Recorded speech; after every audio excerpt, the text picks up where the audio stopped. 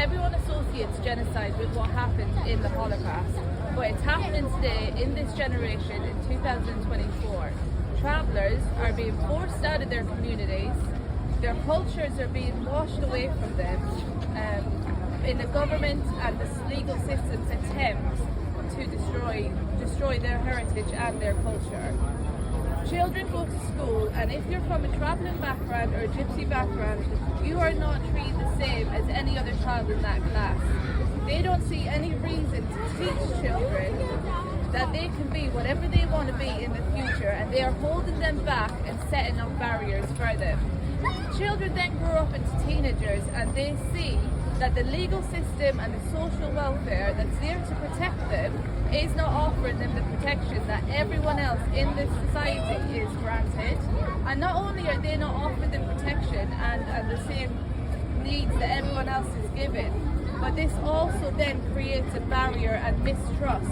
How can you ask teenagers that were there that day in Manchester, that were forced back onto trains for no reason, not told where they were going, how can you then ask them to trust a system, a legal system that's meant to protect them? They don't have it. And then what happens is then they grow up into adults, and again, they have no trust, they have little education, and they're told that they're lesser people. And only because that's what the government has brought to them. We all know, as travellers and gypsies, unfortunately, we all know people that have been brutally attacked racially just for their background. One of those people was my father, Michael McDonagh.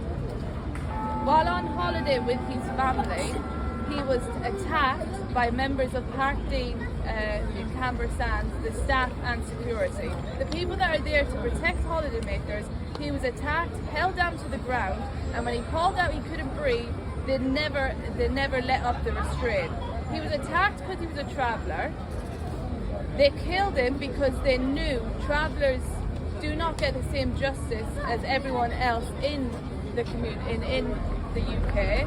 So they knew that they would get away without prosecution and without facing any backlash for what they had done.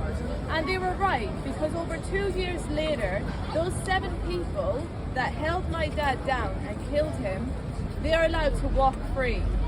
And this is the example now that has been passed on to every traveller and gypsy out there, that they're allowed to be attacked, discriminated against, and face